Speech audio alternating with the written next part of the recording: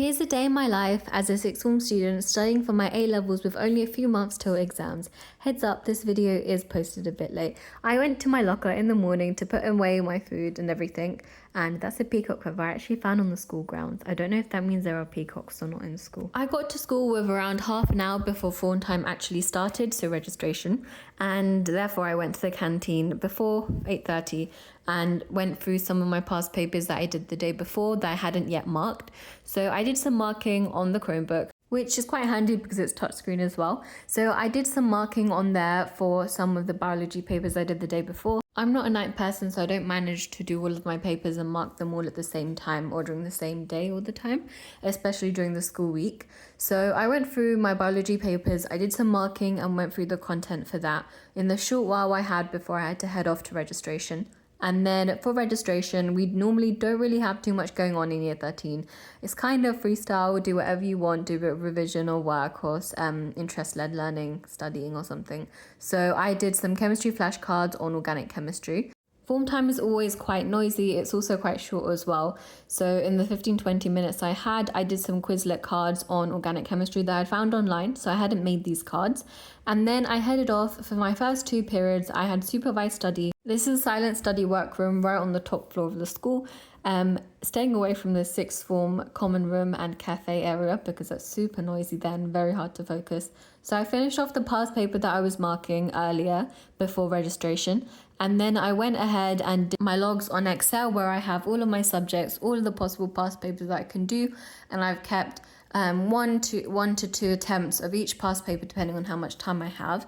I think I only managed to do one or two attempts on most of them, but I keep a log of all of my scores and how I found the papers on there so I can look back and see my progress and which areas I need more focus on. So after I finished marking the past paper, going through it and logging it, I moved on and did some work on the sliding filament model in biology, which I learned a few weeks ago, but I wasn't too sure entirely how it worked. And I realized when I did some exam questions, this was a topic that I wasn't too confident on. So I watched some uplearn videos which went in depth on it and did a mind map of how the mechanism works.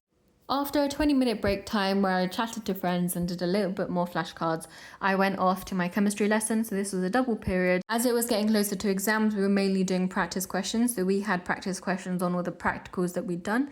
So I did some of that. And then I also had my laptop so I could do a bit of my own chemistry work at the same time as well once I'd done that. And then I had lunchtime.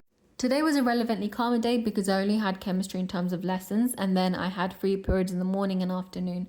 So for my afternoon free period, I moved down to the sixth form cafe where I went through some of my mind maps to do some revision on the topics I'd scheduled for that day.